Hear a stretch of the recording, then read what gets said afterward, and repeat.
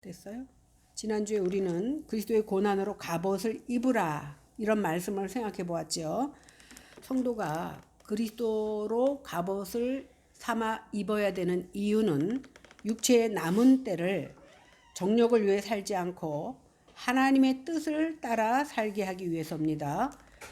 우리에게 육체의 남은 때가 있다라는 말은 뭐냐 하면 우리 모두 다 마지막 때가 있다라는 말입니다. 그런데 개인만 육체에 남은 때가 있는 것이 아니라 오늘 성경에 뭐라고 얘기합니까? 만물에도 마지막이 가깝다 이렇게 말하고 있습니다. 세상 사람들은 살아가면서 많은 사람들이 어떠한 사건과 사고로 인해서 죽을 때에 그것은 그 사람의 일이지 나와는 상관없다고 생각합니다. 그러나 우리 모두에게 마지막이 있다라는 사실이고 그 마지막이 언제 어느 때 올지 모른다는 사실입니다. 그래서 세상 사람들은 살아가면서 마지막을 의식하지 않고 살아간다 할지라도 성도는 분명히 마지막이 있고 그 가운데 만물의 마지막 때가 가깝다는 것을 아는 지혜가 있는 사람들이 바로 성도입니다. 이미 예수 그리스도는 초림을 통해서 그리고 성령의 강림하심을 통해서 구약에서 증거했던 종말의 때가 있다라는 것을 우리는 알게 되었고 말세에 성령을 부어주시겠다는 약속이 이미 임했습니다. 오늘 본문에서는 세상의 종말이 가까웠음을 언급하면서 이러한 때의 모든 성도들이 더욱 신앙으로 무장하고 형제 사랑하기에 힘쓰며 선한 하나님의 청지기로서 맡은 바 역할을 다할 것을 권면하고 있습니다. 그런데 생각해 보세요.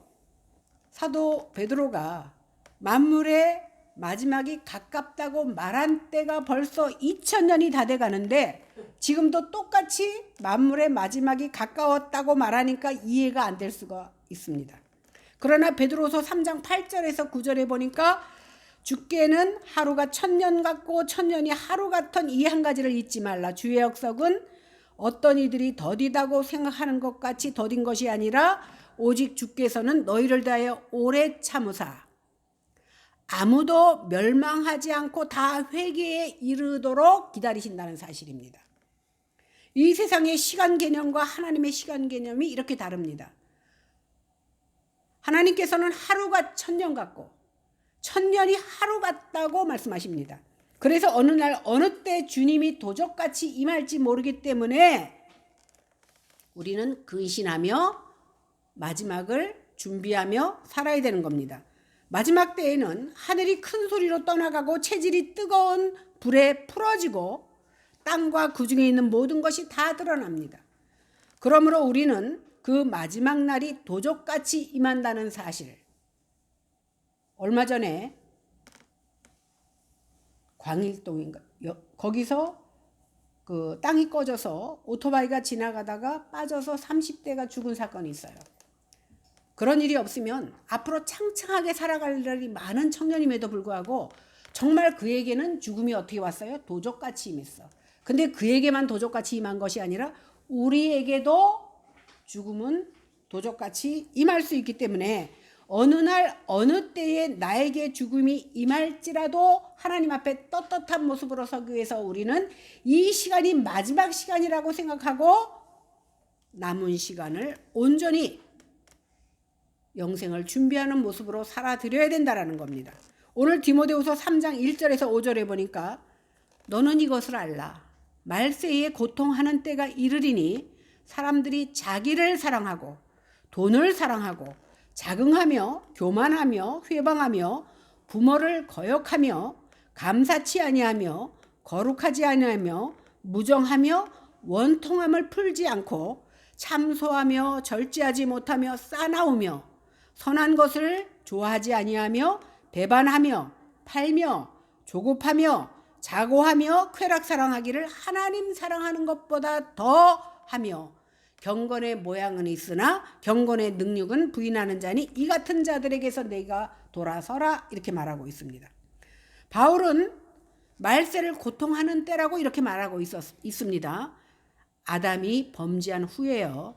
모든 인간의 삶은 수고와 고통뿐입니다. 그리고 번번이 우리 앞에 심판이 기다리고 있습니다. 그래서 노아 홍수의 심판도 있었고 소돔과 고모라상의 멸망도 있었습니다. 그러나 그 사실을 알지 못한 채 계속해서 인간들은 고통에서 벗어나 보려고 몸부림을 치며 지금도 살아가고 있습니다. 그러나 인간 스스로의 능력으로 자기에게 닥치는 그런 어려움이나 고통에서 벗어날 수가 없고 해결할 수가 없습니다. 이것이 아담 이후의 종말의 상황이라는 사실입니다. 이러한 연약함 때문에 하나님께서는 언약을 따라 그 아들을 이 땅에 보내주셨고 성령의 역사로 말미암아 성도로 하여금 반드시 종말이 있고 종말이 아니라 그때부터 우리의 새로운 삶이 시작된다는 사실을 우리에게 알려주고 있습니다. 그렇다면 성도는 어떻게 이 마지막 때를 살아야 하는지를 7절이 말해줍니다. 다 같이 읽어보겠습니다. 시작. 만물의 마지막이 가까이 왔으니 그러므로 너희는 정신을 차리고 근신하여 기도하라. 만물의 마지막이라는 말은 일반적으로 예수의 재림을 말합니다. 가까이 왔다라는 것은 그 상황이 임박했다 이렇게 표현하는 것으로서 베드로는 박해를 받고 있는 현재 흩어진 그리스도인들에게 낙심하지 말고 소망을 가지라고 오늘 권면하고 있는 겁니다. 성령이 임하여 만물의 마지막이 가까운 줄 아는 성도들은 어떻게 살아야 됩니까? 정신을 똑바로 차리고 근신하며 기도하며 살아야 됩니다. 정신을 차리고 근신하라는 것은 뭐냐면 세상에 취하지 말라는 겁니다. 세상에 취해 살면 세상의 종말을 생각할 수가 없습니다. 세상 사람들이 이 세상이 영원할 거라고 생각하고 여기서 평안하게 안전하게 살고 싶어 합니다. 그러므로 정신을 차리고 근신하며 기도한다라는 것은 세상에서 잘 살게 해달라고 기도하는 것이 아니라 만물의 마지막임을 알기 때문에 이 세상이 마지막 때에 불타 없어질 것이라는 것을 알고 세상 것을 구하지 않는 겁니다. 이것이 위의 것을 사모하는 모습으로 나타납니다. 그러므로 만물의 마지막이 가까운 줄 아는 우리 성도들은 이 땅에 소망을 두지 말고 영원한 하나님의 나라를 소망하며 살아야 된다라는 말씀입니다. 8절을 보겠습니다. 시작. 무엇보다도 뜨겁게 서로 사랑할지니 사랑은 허다한 죄를 덮느니라. 베드로는 무엇보다도 성도가 말세에 서로 뜨겁게 사랑하라고 말씀합니다. 종말의 특징은 조금 아까 제가 디모데 후서 3장을 읽어드렸듯이 대부분 자기 위주로 자기만을 사랑하는 것이 특징입니다. 자기 사랑이 뭐냐면 아담이 범죄한 이후에 모든 보편적인 죄악의 모습이 바로 자기 사랑하는 모습으로 나타난다는 겁니다. 다 자기 위주로 살아갑니다. 더군다나 종말이 가까울수록 더 심해집니다. 그러니 성령이 임하고 예수 그리스도를 믿어서 그 보혈의 피로 한 형제가 된 성도들은 어떻게 해야 돼요? 세상과 똑같이 살 것이 아니라 우리는 더욱더 사랑을 해야 된다는 겁니다. 그 사랑이 허다한 죄를 덮습니다. 여기 죄를 덮는다는 것은 자신의 허다한 죄가 덮어지고 가려진 적이 없거나 있는데도 망각하고 사는 사람들에게서는 결코 남의 죄를 덮어줄 수 있는 아량이 없습니다. 시편 32편 1절에 뭐라고 되어 있냐면 마지막 때에는 허물의 사함을 얻고 자신의 죄가 가려진 자가 복이 있다 이렇게 말하고 있습니다. 이렇게 복받은 사람만이 다른 사람의 허물을 덮어줄 수 있고 열심히 더 사랑할 수 있습니다. 많은 사람들이요 시어머니에게 막 힘든 고난을 받으면 나는 그러지 말아야지 그러는데 사랑을 받아보지 않은 사람은 사랑하기가 힘듭니다. 그래서 사랑을 받은 사람만이 사랑을 줄 수 있는 겁니다. 우리는 이렇게 다른 사람의 허물을 덮어주고 열심히 사랑할 수 있어야 됩니다. 그러나 자기 죄를 모르는 사람은 자기가 자기 자신도 모르는데 어떻게 남을 사랑할 수 있고 남의 죄를 덮어줄 수 있겠느냐는 겁니다. 그래서 성령이 임해서 나같이 큰 죄인이 하나님 앞에 용서함을 받고 그 죄가 가리움을 받은 그 사실을 깨달은 자만이 남을 사랑하고 남에게 관용을 베풀 수 있는 겁니다. 남의 허물을 보면 그 허물을 통해서 내 허물을 보게 되고, 그 사람은 그 허물이 가려지지 않고 드러났지만 내 허물은 드러나지 않은 것뿐이다. 그러니까 그 사람의 허물을 통해서 그 사람은 드러났고 나는 감춰졌다, 이렇게 생각하면 그 사람을 감히 손가락질할 수 없게 되는 겁니다. 오히려 그 사람의 허물을 통해서 나를 회개하고 또 상대를 위해서도 기도해 줄 줄 아는 모습이 생겨나는 겁니다. 이것이 종말을 아는 사람이 열심히 서로 사랑할 내용인 겁니다. 지금 열심히 서로 사랑하라고 베드로가 말하면서 그 사랑으로 허다한 죄를 덮는다, 이렇게 말했는데, 베드로 한번 생각해 볼까요? 베드로가 누굽니까? 다 주님을 버릴지라도 나는 결코 주님을 버리지 않을 것이고 죽도록 충성하겠다고 예수님 앞에 호언장담한 사람이 베드로입니다. 그런데 자기가 위기에 빠지니까 어떻게 했습니까? 3번씩이나, 그것도 예수님을 저주하면서 맹세하면서 예수님을 부인한 사람이 바로 베드로입니다. 그런 베드로를 예수님께서는 그 허물을 다 덮어주셨습니다. 이런 만극한 사랑을 입었기 때문에 베드로가 지금 그 허물을 덮어주는 얘기를 할 수 있는 겁니다. 내가 그 허물에, 우리 예수님께서 그 허물을 덮어주시는 사랑을 받지 못했으면 감히 이 말을 할 수가 없는 겁니다. 그러므로 형제 허물을 덮어줄 수 있는 사람은 억만 가지 죄악 가운데서 주님이 덮어주심의 은혜를 입었을 때 비로소 나도 내가 그 사랑을 받았으니 받은 사랑을 나눠줄 수 있게 되는 겁니다. 9절 보겠습니다. 시작. 서로 대접하기를 원망 없이 하고. 베드로 사도가 서로 대접하기를 원망 없이 하라는 말 안에는 우리가 형제를 대접할 때 원망이 일어날 수 있기 때문에 이 말씀을 하신 겁니다. 우리가 형제를 대접하면서 늘 감사하면 얼마나 좋겠습니까? 누구든지요, 처음에는 잘합니다. 기쁘고 즐겁게 잘 대접합니다. 그런데 아니 잘해줬더니 자꾸만 와서 대접을 받네. 그러면 어떻게 해요? 나도 모르게 원망이 생깁니다. 왜 나만 희생하고 고생해야 되지? 아니 저 사람은 염치도 없나? 이런 생각이 듭니다. 그렇게 되면, 그런 생각이 드는 순간 나도 모르게 내 속에서 원망과 불평이 나온다라는 겁니다. 오늘 누가복음 10장에 보니까 예수님께서 길 가시다 어떤 마을에 들어가요. 그런데 마르다라는 한 여자가 예수님의 소문을 들었는지 예수님의 일행을 대접하겠다고 합니다. 그래서 예수님과 그의 제자들이 다 그의 집으로 갑니다. 마르다에게는 마리아라는 여동생이 있었습니다. 마르다는요, 예수님의 일행을 대접하느라고 막 부엌에서 정신없이 일하고 있는데 그 동생 마리아는 예수님이 하신 말씀을 듣느라고 거기다 턱을 대고 앉아서 예수님의 말씀만 듣고 있습니다. 그러니까 혼자 분주하게 식사 준비를 하던 마리아가 원망을 시작합니다. 그래서 예수님에게 말씀합니다. 예수님, 제 동생 마리아가 나는 혼자 일하는데 말씀만 듣고 있으니 예수님께서 너 나가서 도와줘라라고 말 좀 해주세요, 이렇게 말합니다. 그런데 예수님이 뭐라 그러십니까? 마르다야, 내가 많은 일로 염려하고 근심하는데 일을 줄이든지 아니면 한 가지만 해라. 왜? 먹는 것도 중요하지만 오늘 마리아는 좋은 편을 택했구나. 다시 말해서 무슨 말씀입니까? 먹는 일을 준비하는 것도 중요하지만 말씀을 듣는 것이 더 중요하다라고 말하고 있습니다. 우리는요, 많은 좋은 음식을 많이 먹어도 건강하게 살 수는 있지만 건강했던 사람도 시간이 지나면 다 죽습니다. 그러나 하나님의 말씀을 먹은 사람은 죽어도 살아납니다. 왜? 죽은 후에는 믿지 않는 자가 가는 영벌의 지옥이 있고 믿는 자가 가는 영원한 영생의 천국이 있기 때문입니다. 그러니까 잠깐 배를 불리기 위한 세상의 음식보다 하늘나라의 말씀이 더 중요하다는 것을 오늘 성경은 말하고 있습니다.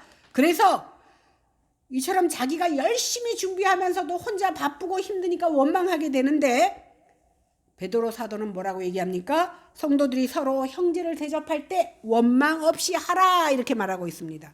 그러면 우리가 어떻게 하면 원망 없이 할 수 있습니까? 10절입니다. 시작. 각각 은사를 받은 대로 하나님의 여러 가지 은혜를 맡은 선한 청지기 같이 서로 봉사하라. 우리가 원망 없이 봉사하는 비결은 하나님께로부터 받은 은사를 따라 하면 원망이 없습니다. 우리가 은사 없이 내 의지나 신념으로 누구에게 칭찬받기 위해서 자랑 삼아 무슨 일을 하면 오래가지 못합니다. 여기서 은사를 받은 대로 한다는 것은 사람들에게 보이기 위해서 하는 것이 아니라는 겁니다. 자기 과시용으로 하는 것이 아니라는 겁니다. 우리가 사람들 앞에 보이기 위해서 자기 과시를 위해서 무엇인가를 하고 있다면 누가 알아주지 않으면 할 맛이 안 납니다. 그리고 원망이 나오게 됩니다. 그러나 받은 은사대로 한다면 원망이 나올 수가 없습니다. 교회에서 봉사할 때도요. 눈에 딱 띄는 일은 누구나가 하고 싶어 합니다. 그러나 눈에 띄지도 않고 뒤에서 은밀하게 하는 일은 하고 싶어 하지 않습니다. 그러나 눈에 띄지 않아도 하나님은 다 아신다는 사실을 우리는 기억해야 됩니다. 사람에게 인정받으면 하나님의 상급이 적다라는 사실을 깨닫고 세상 사람들은 나를 인정해 주지 않아도 하나님이 아시는 것으로 감사하고 만족하는 저와 여러분들이 되어야 될 줄로 믿습니다. 그러므로 하나님의 은혜를 맡은 선한 청지기 같이 서로 봉사해야 되는 겁니다. 성도는요, 이런 은사를 다 받았기 때문에 청지기라고 말합니다. 그러므로 청지기는 뭐냐면요, 본래 집안의 재산을 관리해 주는 사람이 청지기, 즉 집사입니다. 그러므로 청지기인 그리스도인들은 하나님의 교회를 섬기고 봉사하며 관리하는 자로서 자신이 받은 은사를 통해서 자기의 유익을 추구하는 것이 아니라 교회의 유익과 덕을 위하여 봉사해야 되는 겁니다. 이것이 마지막 때를 살아가는 성도들의 모습이어야 될 줄로 믿습니다. 11절을 다 같이 보겠습니다. 시작. 만일 누가 말하려면 하나님의 말씀을 하는 것 같이 하고 누가 봉사하려면 하나님이 공급하는 힘으로 이는 범사의 예수 그리스도로 말미암아 하나님이 영광을 받으시게 하려 함이니 그에게 영광과 권능이 세세에 무궁하도록 있느니라. 아멘. 여기 보니까 하나님의 말씀을 전파하는 사람, 그 다음에 봉사하는 사람, 따로 말하는 것 같지만 사실은 그 원리는 똑같습니다. 하나님의 말씀을 전파하는 사람은 자기 말을 전하는 것이 아닙니다. 그러므로 자신의 사상이나 뜻을 이루기 위해서 하나님의 말씀을 전하면 안 됩니다. 그러므로 말씀을 전하는 자는 하나님의 말씀을 그대로 하나님께서 나에게 말씀하신 것, 성경에 있는 그대로만 말해야 돼요. 그래서 제가 여러 번 말씀드리지만 축도할 때 내가 하도 그냥 성경대로 고린도후서 13장 13절을 하니까 누가 나한테 적어주더라고. 이렇게 하라고. 근데 고맙다 그러고 말았어요. 축도는요, 선포예요. 선포에 왜 내 말을 낍니까? 그것이 사람 듣기에 좋으니까 많은 목사, 99%의 목사들이 자기 말을 섞어서 하는데, 선포는요, 그냥 말씀을 그대로 전하는 것이 선포입니다. 내 말이 들어가면 더 이상 하나님의 말씀의 선포가 아닌 거예요. 그건 나하고 하나님과 합작품이 되는 거예요. 그래서 내 생각을 합하는 것이 아니라 하나님의 말씀을 그대로 전하는 것, 이것이 바로 바르게 전하는 거예요. 자신의 인기나 야망을 위해서 전하는 것도 안 되지만 사람들의 비율을 맞추기 위해서 전해도 안 됩니다. 마치 아모스 선지자처럼 하나님께서 말씀하시니 내가 어쩔 수 없이 전한다, 이런 자세로 복음을 전해야 되는 겁니다. 아모스는요, 원래 목자였습니다. 그리고 뽕나무를 재배하던 자였습니다. 그런데 하나님께서 어느 날 부르셔서 그 말씀에 순종해서 남유대 사람이지만 북이스라엘에 가서 복음을 전합니다. 이렇게 하나님의 말씀을 예언하는 남유다의 선지자 아모스에게 베델의 제사장 아마샤는 하나님의 말씀을 예언하는 그에게 뭐라고 말하냐면, 야,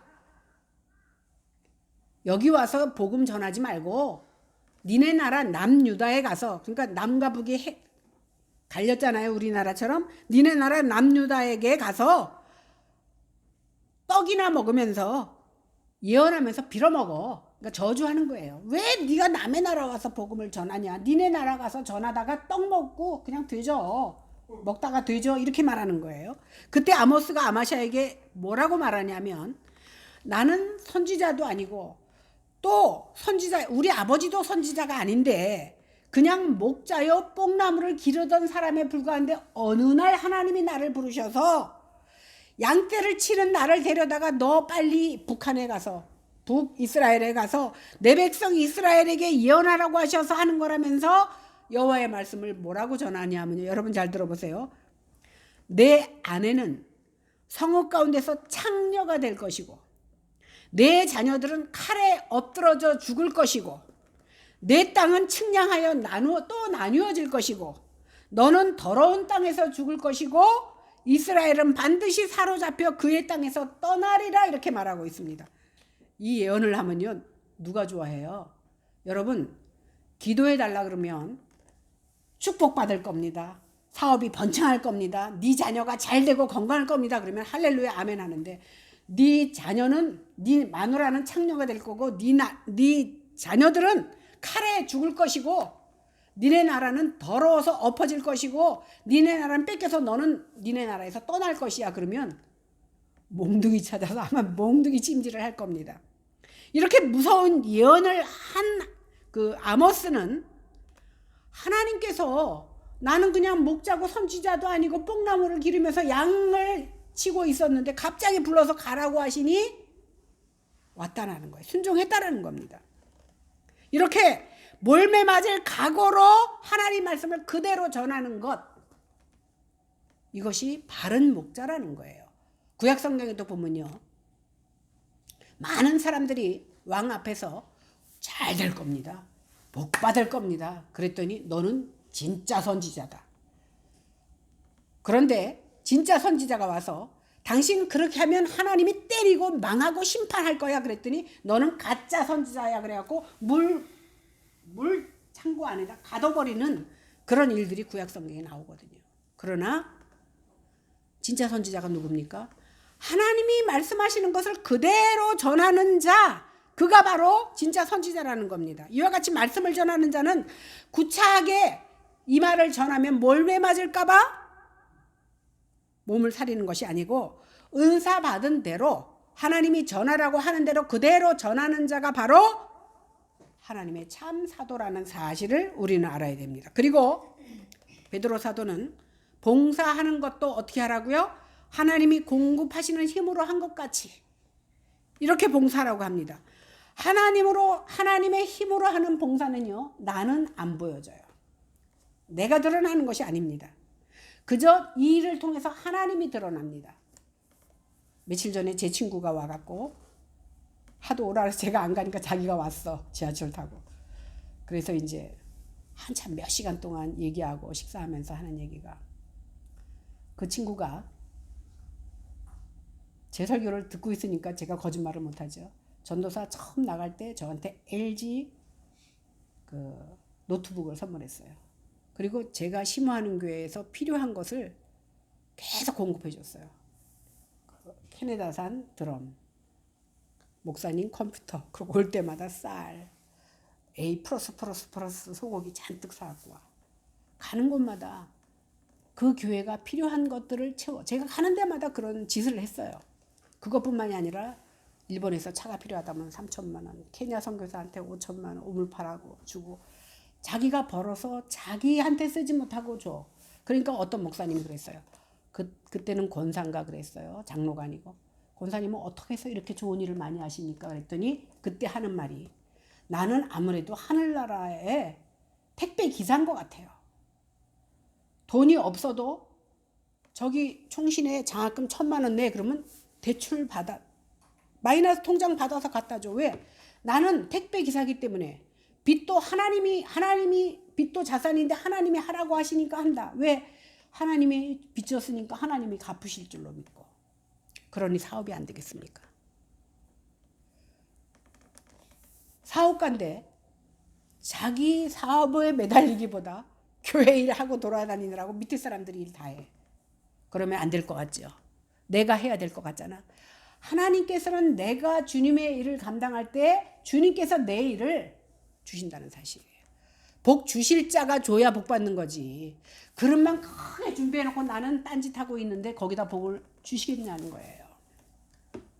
이렇게 우리는 무슨 일을 할지라도 그 일이 크든 작든 하나님이 주신 은사로 할 때에 하나님께서 영광 받으신다는 사실이고, 이것이 우주의 종말이 올 것을 아는 사람들의 마땅한 자세가 되어야 한다는 겁니다. 그러므로 말씀을 전하든지 교회에서 청소를 하든지 설거지를 하든지 아니면 차량 봉사를 하든지 어떤 봉사를 하더라도 자기가 부인되어지고 주님의 은혜가 드러나는 봉사는 우리 자랑이 아니라 예수 그리스도로 말미암아 하나님께 영광이 되어지는 일이 되는 것입니다. 오늘 고린도전서 15장 9절에서 10절에 보니까 사도 바울이 이렇게 고백합니다. 나는 사도 중에 지극히 작은 자라. 나는 하나님의 교회를 박해하였으므로 사도라 칭함받기를 감당치 못하겠다. 그러나 내가 나된 것은 하나님의 은혜로 된 것이니 내게 주신 그의 은혜가 헛되지 아니하여 내가 다른 사도들보다 더 많이 수고하였으나 내가 한 것이 아니요 오직 나와 함께 하신 하나님의 은혜다. 내가 주님의 일을 죽도록 하고 매를 몇 번씩이나 맞아서 죽은 줄 알고 가마떼기에다 감아서 쓰레기장에 갖다 버린 적이 많이 있었지만, 그러나 사도 바울은 어떻게 했어요? 우리 같으면 거기 그 성에서 매 맞았으면 딴 성으로 도망갈 텐데 다시 그 성으로 들어가서 복음을 전합니다. 이렇게 수고한 것도 내가 한 것이 아니라 누가?